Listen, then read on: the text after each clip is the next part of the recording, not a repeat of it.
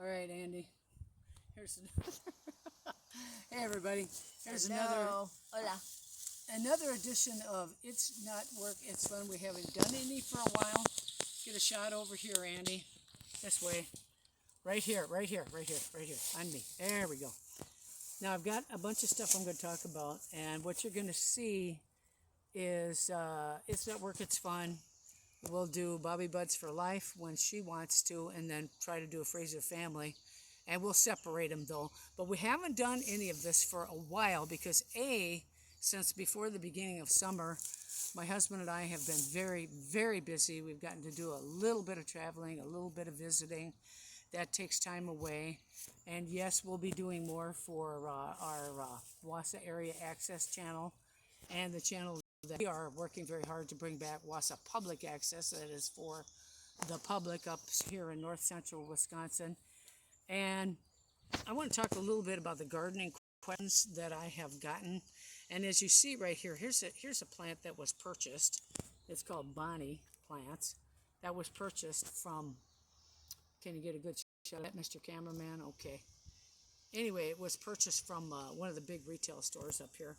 I actually had started my own way back at the beginning of, not the beginning, around the middle of March.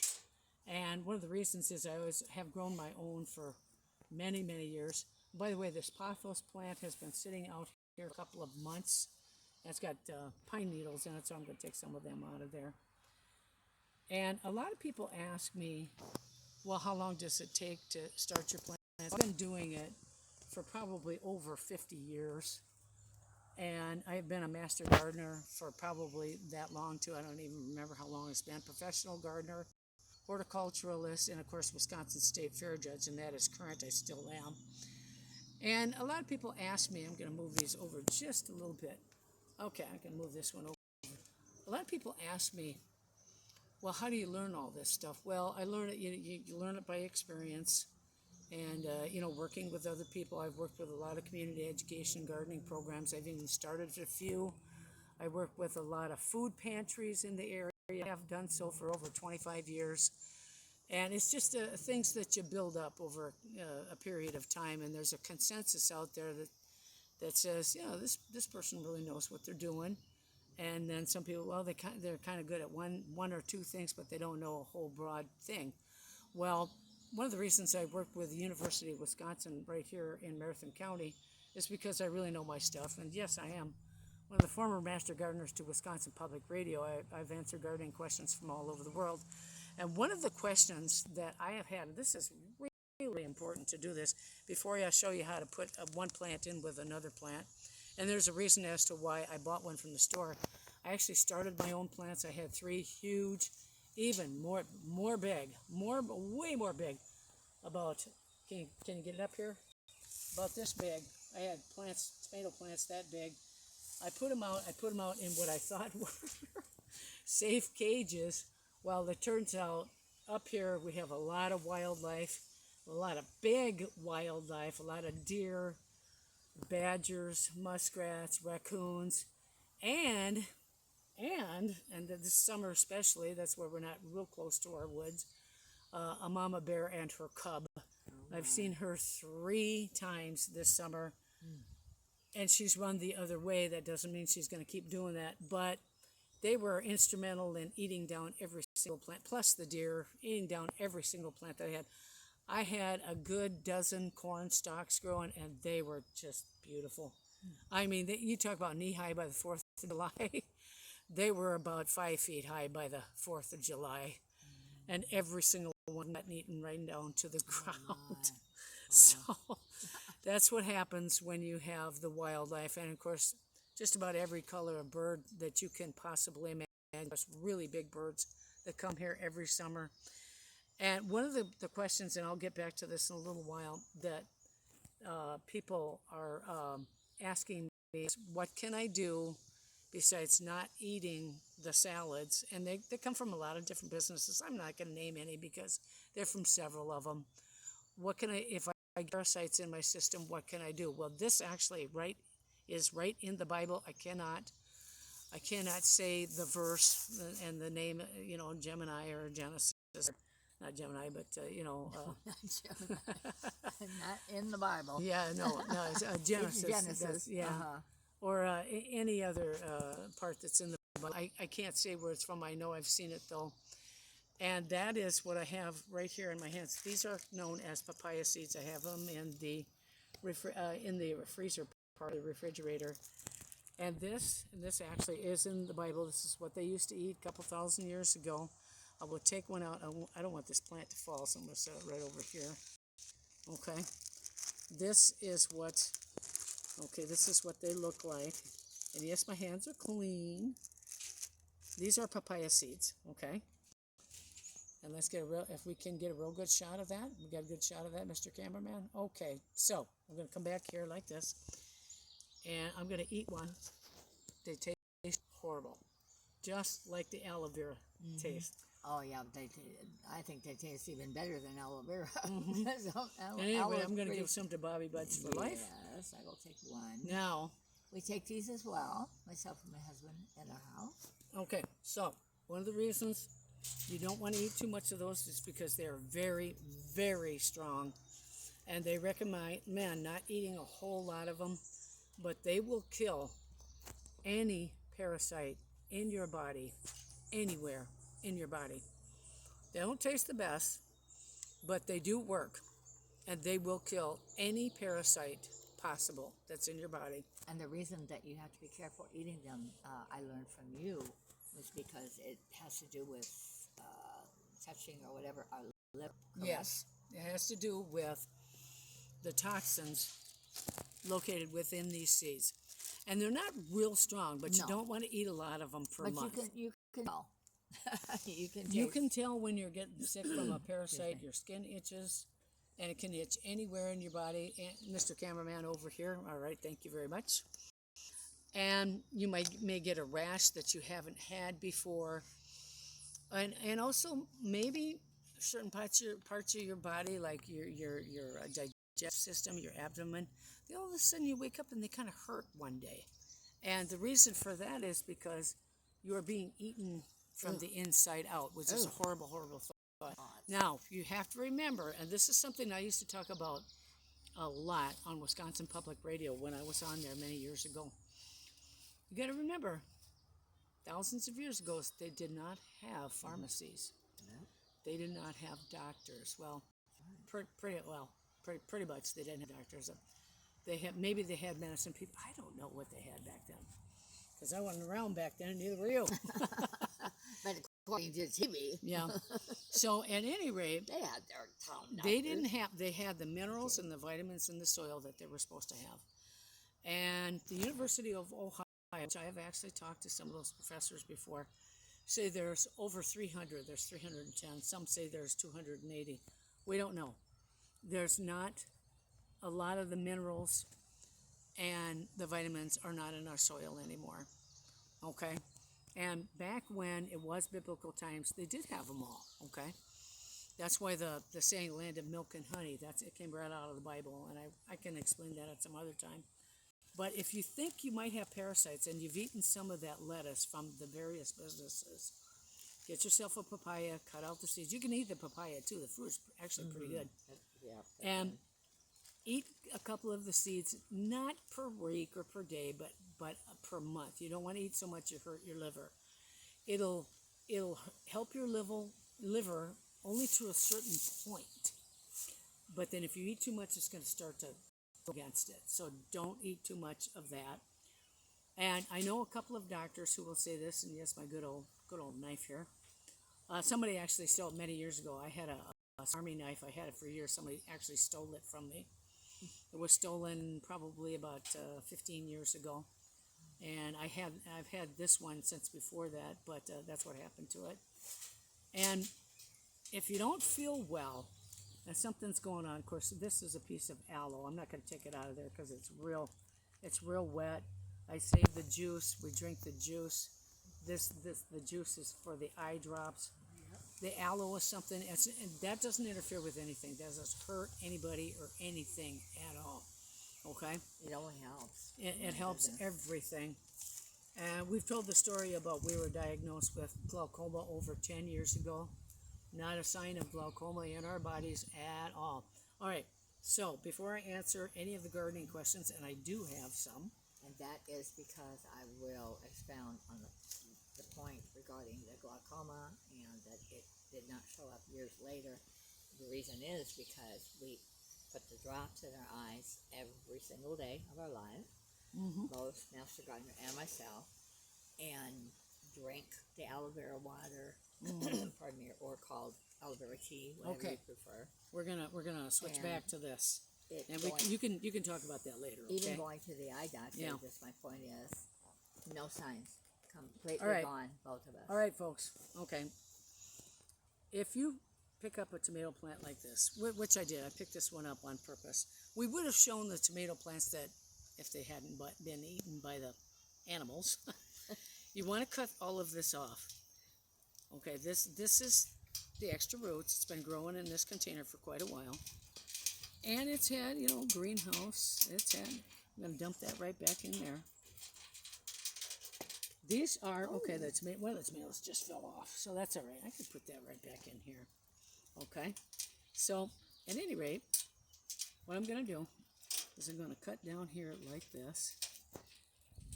I'm going to separate these. I want them to separate because I want them to put their energy. You getting a good shot of this, Mr. Cameraman? I want them to put their energy into the plant, okay? Right now, the energy is just concentrating down at the bottom. So I want to do this, okay? Those roots don't need to be fed, okay? They don't need the water and the nutrients. And by the way, this is sterilized soil and maybe fed with extra zinc, magnesium, potassium, whatever, okay? Now this is actually 2 tomato plants. This is not one plant that's split in half. Okay, you can actually pull some of this off, all right? You can do that. But we want to concentrate all of the energy going from these roots down here, and no, I didn't cut off anything off the bottom, all the way up, okay? One of the reasons that this tomato fell off is because it's been sitting in this container and not being able to grow and not getting the certain amount of sunlight. They don't get the movement of the sun in a greenhouse. They get a little bit of movement, but if they're outside, they don't get the fresh air. They don't get the the natural nitrogen that's in the air, and they don't get the natural raindrops, the dew, things like that. So what I'm going to do is I'm going to leave it out here, put it in a much bigger pot. Okay, I'm digging a hole with my knife here. I don't know if you can see that, Mr. Cameraman. I've got this board in here to help balance out the weight of the pot. This is a bigger pot. It's an older one. And yes, I do dig with my hands an awful lot. And I have a grandson who doesn't like to get his hands dirty, but he understands the growth. Okay, so I'm going to leave that in there like that. I don't have any water. The soil's actually already kind of wet, okay? And this is just a regular Rutgers tomato. It's nothing special. I'm going to wipe my hands off here. And what's going to happen is all those roots that I cut off, they're going to expand down at the bottom of this pot. And then as it gets colder, I'll bring this is house plant. This is called the Greek pothos. Doesn't look too good because it's been really hot out here. It is actually from the Isle of Greece, or the island of Greece. It's a pothos. It's a Greek plant. It's a house plant. And they don't like the heat, okay? They really don't.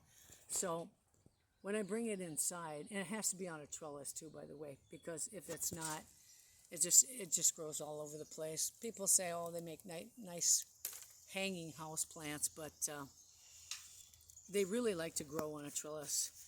As a house plant, they like to be on a trellis, okay? So at any rate, this is a pothos. It's like I said, it's a vine. It's a Greek plant, and I've got just a regular Rutgers tomato in here. Okay. So let me answer a couple of gardening questions. I'm gonna take this and wipe my hands off the best I can. All right, then we might go into a pause and we'll bring you back with Bobby Buds for Life.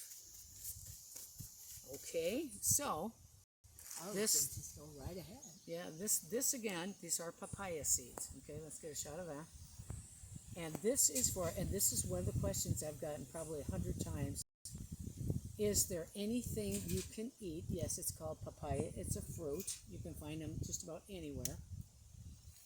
And you take the seeds out, and you eat only a couple seeds a month, okay? You don't want to do anything to your liver, all right? They're black seeds. We showed them to you. Of course, this is regular aloe, all right? And I'm not going to take that out because that's real messy. And that was a big piece that I have chewed down over the last couple of days. And this is what pure aloe juice looks like. It looks this color, and that is the healthiest for you. Now, a lot of people are asking me, well, why are there not so many minerals and vitamins in the soil that are supposed to be there? And the answer is because when we turn our crops over, okay, I'm going to slide this over here for now. When we turn our crops over and we don't add the organic compounds to it, and this is an answer to a question that somebody had,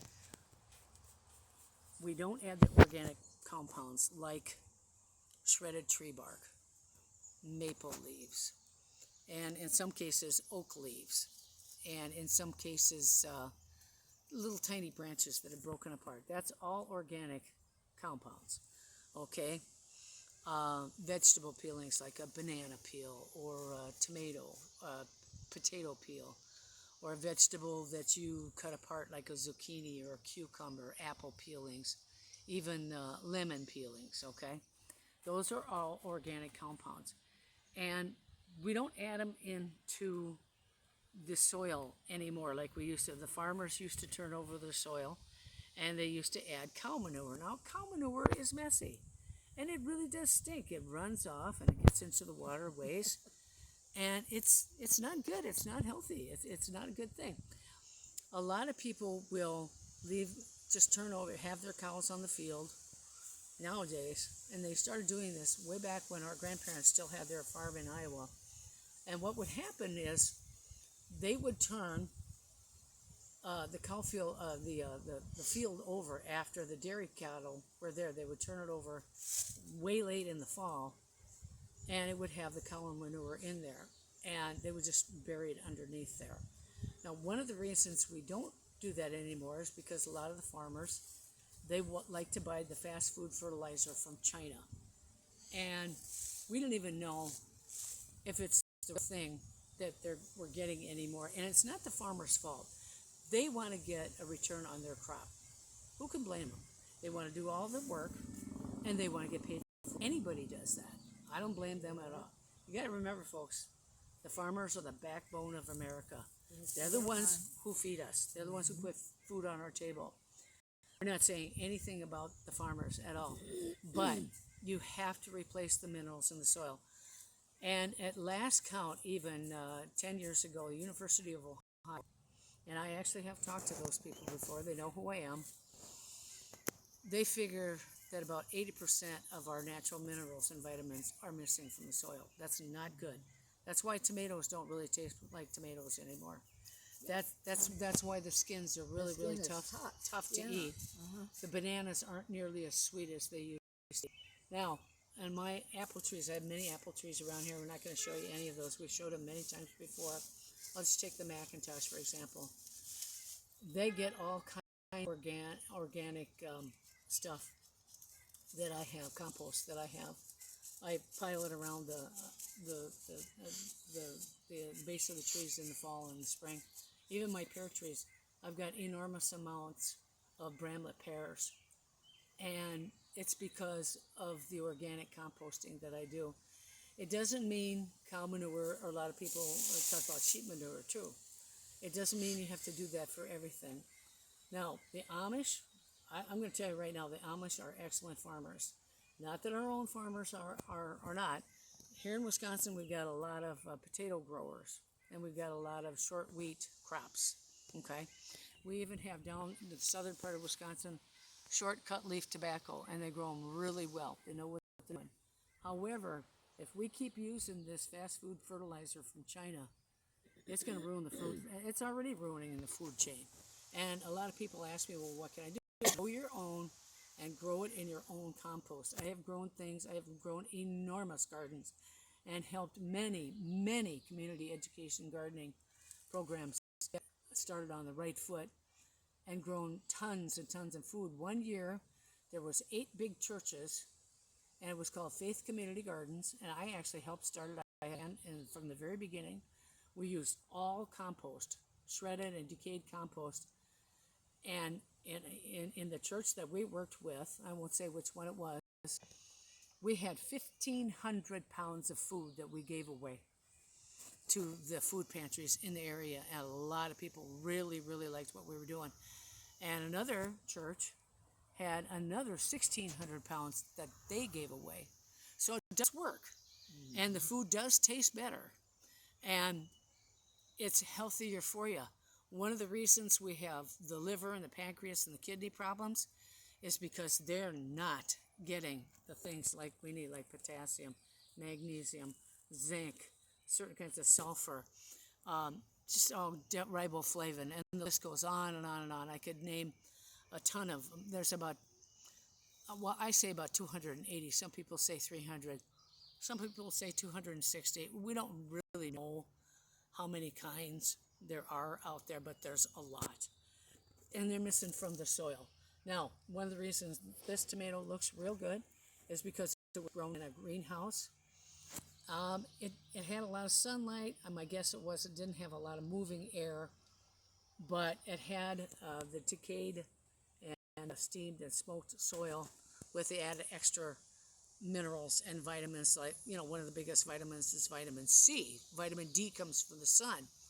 And that's why if you had COVID, you went out into the sun, you felt better because of the natural vitamin D, okay? So at any rate, one of the reasons that this does look good is because it was accelerated growing experiences, like, the heat and the water. It was probably sprayed with water. And I don't know if that water was cleansed of toxins before. I have no way of knowing. Here, I'll turn it this way. So she can see it too. Okay. So anyway, at any rate, it's doing real good.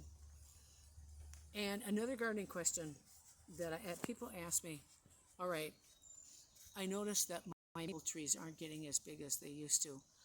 Well, one of the things that people make the mistake of doing, and I don't do this. This is the reason I have tons and tons of flowers, shrubs, fruit trees, bushes, you name it, all kinds of different trees, is when I cut the grass, I leave the clippings right on the ground.